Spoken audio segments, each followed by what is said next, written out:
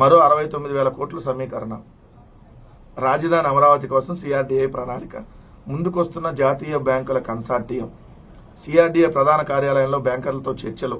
ఇప్పటికే 31,000 కోట్ల మేర సంస్థల నుంచి సమీకరణ. ప్రపంచ బ్యాంకు, ఏడీబీ, హడ్కో, కేఎఫ్డబ్ల్యూల నుంచి. తాజాగా బ్యాంకుల కన్సార్టియం నుంచి తీసుకోవాలని నిర్ణయం. భూముల ధరలు పెరగగానే విక్రయించి బ్యాంకులకు చెల్లింపు. సో రాజధాని నిర్మాణానికి మరొక 69,000 కోట్ల మేర నిధులు సమీకరించాలని సిఆర్డీఏ భావిస్తుంది. ఆల్రెడీ ఇప్పుడు 31,000 కోట్లకు సంబంధించి ఆల్రెడీ సమీకరణ చేసేశారు.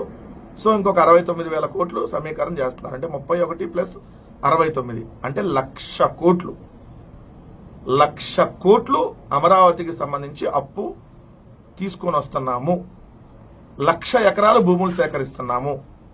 నిన్న మీరు చూసారు, భూములకు సంబంధించి ఆల్రెడీ 54,000 ఎకరాలు అమరావతి కింద ఆల్రెడీ భూములు అంతకుముందు తీసుకునే ఉన్నాయి.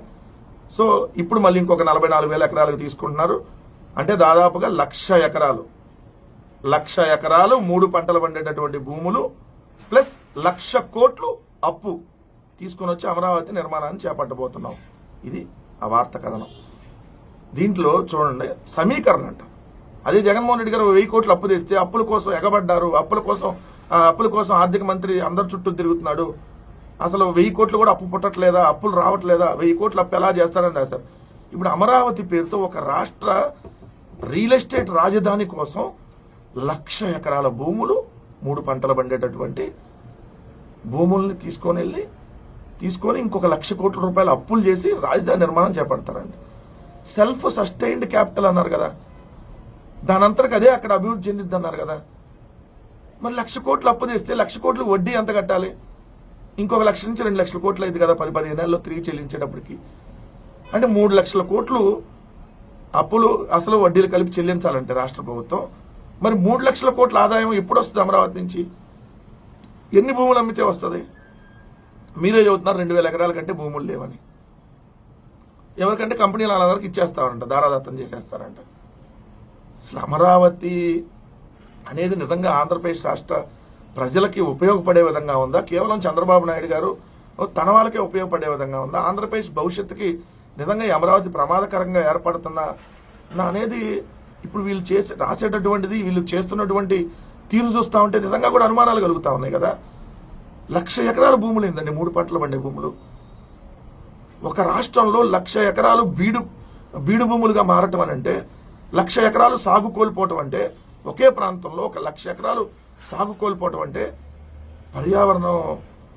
మరి హైదరాబాద్ సెంట్రల్ యూనివర్సిటీలో 400 ఎకరాలే నిజంగా తీసుకుంటే అది చాలా పెద్ద పర్యావరణానికి నష్టం చేకూర్చేటటువంటి అంశం.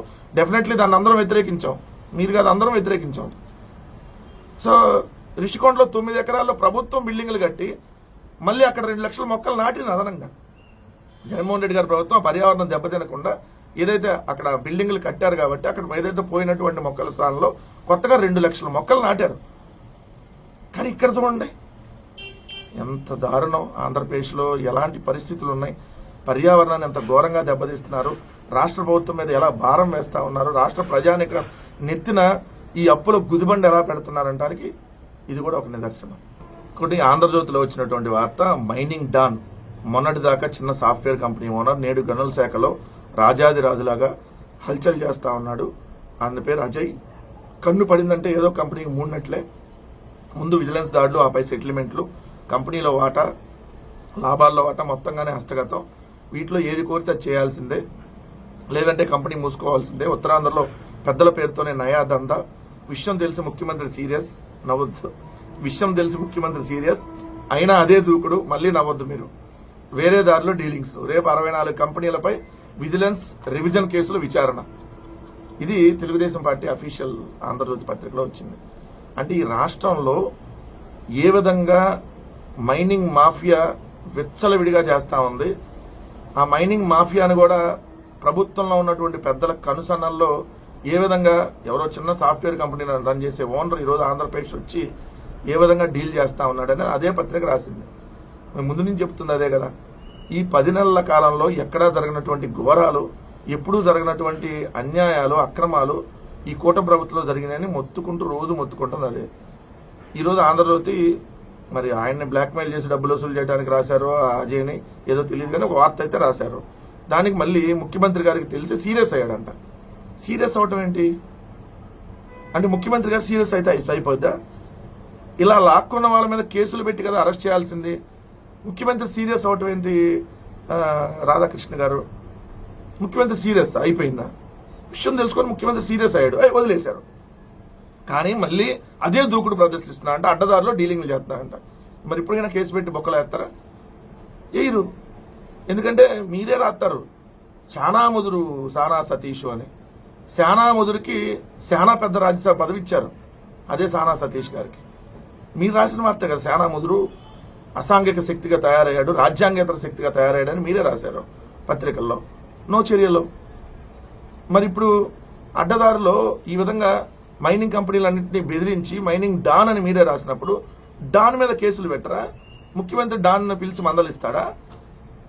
అంటే మందలించి కూడా సీరియస్ అయ్యాడంట, వదిలేశారంట. తర్వాత మళ్ళీ అతను చేస్తానే ఉన్నాడంట. ఇంత దారుణాలు ఆంధ్రప్రదేశ్లో జరుగుతుంటే ఇప్పుడు ఈ చంద్రబాబు నాయుడు గారు నేను చెబుతున్నాను సుపరిపాలన, ఇదే గొప్ప సుపరిపాలన. ఇంకొక వార్త, ఓఎస్డీల ఓవర్ యాక్షన్. 10 మంది మంత్రుల ఓఎస్డీలపై సీఎంకు ఫిర్యాదులు వెల్లువ, బరితెగించి దండుకుంటున్నారు. మంత్రులకు వారిపై అదుపు లేదు. ప్రభుత్వానికి ఇంటెలిజెన్స్ నివేదికలు, పార్టీ నాయకుల నుంచి ఉప్పు, కొనసాగిస్తే చట్టపై తెస్తారని సీఎంకు మరో అప్రమత్తమైన రాష్ట్ర ప్రభుత్వం. పాపం ఓఎస్డీలే తప్పు, మంత్రులు ఎవరికి తెలియదు, మంత్రులందరూ డమ్మీలు. ఎందుకు మరి ఇంకా మంత్రి పదవులు? ఏ గుడ్డిగాడి దగ్గర పళ్ళు తవ్వటానికండి మంత్రి పదవులు? మంత్రుల దగ్గర ఉన్నటువంటి ఓఎస్డీలు అవినీతి చేస్తే మంత్రులకు తెలియదంట. ఇంకా మీరు ఈ రాష్ట్రానికి మంత్రులు ఎట్లా అవుతారు? మీ దగ్గర పనిచేసేవాడే తప్పు చేస్తున్నాడు లేదు తెలుసుకోకపోతే. ఇదే వైఎస్ఆర్ కాంగ్రెస్ పార్టీ ఆమెలో ఎక్కడైనా చిన్న ఎమ్మెల్యే దగ్గర ఎవడో అనఫిషియల్ గా పీఏగా వ్యవహరిస్తున్నాడు, ఏదైనా తప్పు చేస్తే ఎమ్మెల్యేకి వాటాలు ఇవే కదా మీరు రాసిన వార్తలు. మరి ఇప్పుడు రాయాలి కదా 10 మంది మంత్రుల పేర్లు. ఆ 10 మందికి సంబంధించి నిజంగా వాళ్ళకి అసలు ఒక్క రూపాయి కూడా ముట్టలేదు. ముఖ్యమంత్రి గారికి కంప్లైంట్లు వెళ్ళిపోయాయంట ఓఎస్టీకి సంబంధించి. ఎంత అంటే ఏ విధంగా వార్తలు మీకు అనుకూలంగా రాసుకుంటారు? బరితెగించి దండుకుంటున్నారు. చర్యలు దండుకుంటే చర్యలు తీసుకోవాలి కదా. అంటే వదిలేస్తే వాళ్ళని విధుల్లోంచి తప్పిస్తేనో అంటే వాళ్ళు తిన్నటువంటి అక్రమ సొమ్ము అంతా ఇంక వదిలేసినట్టేనా? సేమ్ ఇప్పుడు మీద మైనింగ్ దాని వ్యవహారం ఎట్లా దాంట్లో ఇది కూడా రాశారు. ఇంత బరితెగించి ఓఎస్డీల నుంచి అసలు మంత్రుల దగ్గర పనిచేసే వాళ్ళు, ఎమ్మెల్యేలు, ఈరోజు తెలుగుదేశం చోటా నాయకుల నుంచి ప్రతి ఒక్కరు ఈరోజు దోపిడీకి తెరలేపితే ఎక్కడ పడితే అక్కడ మీకు చూస్తే పల్లెల్లోకి వస్తే మట్టి మాఫియా, ఇసుక మాఫియా, ఏదైతే మద్యం మాఫియా, అక్రమంగా బెల్ట్ షాపులు, పేకాట క్లబ్బులు, మైనింగ్ దోపిడీలు ఇంత విచ్చలవిడిగా బరితెగించి ఇలా చేస్తూ ఉంటే ఏం తెలియదు. వాళ్ళు ఎవరో అధికారులు మాత్రం తప్పు చేశారు. చంద్రబాబు నాయుడు గారికి సంబంధం లేదు. మంత్రులు సొంతపోసలు మీ దృష్టిలో ఒక్క ఓఎస్డీలు ఎవరైతే మంత్రుల దగ్గర ఓఎస్డీలు మాత్రం కరప్టెడ్. మిగిలిన వాళ్ళు అసలు మంత్రులు అయితే అసలు అచ్చాని పచ్చపోస అనమాట. వాళ్ళు అసలు ఏం సంబంధం లేదు, చాలా అమాయకులు, అంతే కదా. ఇదండి వార్త ఆంధ్రజ్యోతి.